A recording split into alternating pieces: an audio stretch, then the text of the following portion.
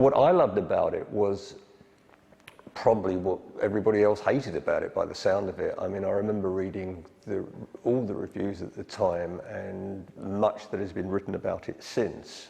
And one of the major criticisms of the record would seem to be that there's not enough love in it, and people were saying, oh, you know, we'd have liked this record if only Dylan had told us how wonderful it was to have found the Lord and was celebrating and all the rest of it, instead of this tub-thumping evangelism. Well, I was thinking, well, hey, no, on the contrary, I don't want a clappy, happy Christian record from Dylan. I mean, that would be the last thing I would have wanted to hear. The great thing about that record was the confrontational aspect of it. But you'll have to serve somebody. Have to serve somebody. Serve somebody. It may be the devil, or it may be the Lord, but you'll have to serve somebody. Serve somebody. The fact of the matter is, Slow Train Coming is a really interesting record.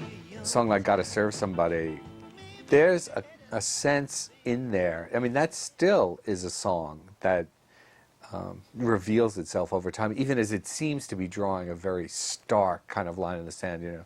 But there you start pondering these lines of, it may be the devil or it may be the Lord. You know, it recalls biblical lines, you know, be thou either hot or cold. You know, just kind of have the courage of your convictions, you know, is part of what that song is about. The idea of serving really bothered people at the time. You know, it seemed very not what Dylan was about. You know, Dylan was about standing up to power, not serving.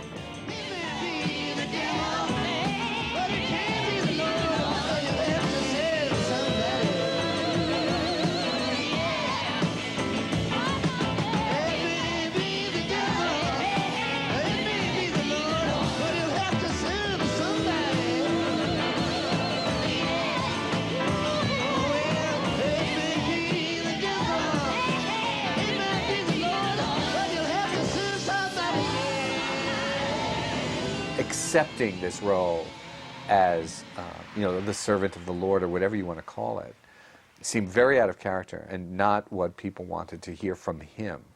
You know, he always seemed to be the person who spoke to the masters of wars. You know, just took whoever was in authority and challenged it. You know, even the President of the United States sometimes must have to stand naked. You know, that was what people wanted from Dylan. So this idea that you got to serve somebody, it's like, well, wait a second. You know, that's what we came to you to get away from that stuff, you know, and now you're embracing it. And I think the songs are of medium quality. You can say, well, people just didn't like them because they were preachy, but I think it's perfectly okay not to like songs because they're preachy. If you don't agree with what a song says, and a very important part of the song is a message, well, then you don't like the song. That's okay. One of the problems with Slow Train Coming for the liberal listeners at the time, you know, was the fact that they had also been brought up on songs like My Back Pages, where, you know, we were told that it was lies, that life is black and white, and suddenly Dylan's saying, you know, you've got faith, you've got unbelief, and there ain't no neutral ground. But so what? You know, I mean, so that's Dylan's polemic. I don't really care. I'm interested in where Dylan is in all this, and what I found is in the phrasing. In that song, in what it isn't straight biblical, you know, tub thumping. I mean, and it's not straight celebratory gospel either. Which had it been so, it would not have been as interesting to me. I don't want to hear Dylan just aping somebody. But, you know, Dylan said himself that, you know, when he does something, he just takes it on wholesale, and he did very much on that record. I mean, he could have accommodated his Christianity quite well, as, you know, as other people did at the time, either by couching it or just singing songs celebrating the Lord in a way that a Nashville person would have done. But Dylan wasn't content to do that. I think he put it through that strange prism of looking at the world in Dylan's way, and you know, and suddenly it was 1965 again in a sense. The old Dylan reappeared, the old zealous Dylan. Okay, my name is Bruce Hyman, Heiman, and I'm with KMGX Radio here in Tucson. Uh-huh. Okay, and we got a press release from the Tucson chapter of the American Atheists. Right. And they said in response to your recent embrace of the born-again Christian movement, they plan to leaflet your upcoming concert.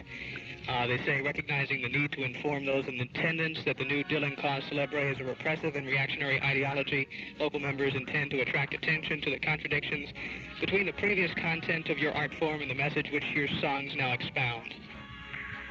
Well, what is it exactly that they're protesting? Well, I think what they're against, there's another statement that they make. It says that they're against the doctrine of Jesus Christ, or that he died on the cross, or that man is born into sin. Just what exactly are they protesting? Well, the atheists are against any sort of religion, be it Christianity, be it... Well, Christ is no religion. We're not talking about religion. Jesus Christ is the way, the truth, and the life. That in 1965, Bob Dylan divided the world into the hip and the unhip. And in 1979, he divided the world into the saved and the damned. That's it. That's the only difference. There's I mean, the man who wrote It's All Right, Ma, and remember, he was performing It's All Right, Ma again by the end of 1980. This was not a song that he had renounced. I mean, 1980, he was still doing the really Bible-thumping shows. And yet he's playing It's All Right, Ma as an encore. No, I don't think... I think it's quite clear that that's the same man. And what's the opening line of It's All Right, Ma? Darkness at the break of noon, shadows even the silver spoon, the handmaid's blade, the child's balloon, eclipses both the sun and moon. If that isn't the apocalypse, what is it? The problem is that you have, up to 1979, an artist who is in constant flux in terms of his worldview, and who after 1979 is refining a fixed worldview. And that is that is the huge sea change which, divides Dylan's career straight down the middle. I'm sick and tired of hearing about all of the radicals and the perverts and the liberals and the leftists and the communists coming out of the closets. It's time for God's people to come out of the closets, out of the churches, and change America. We must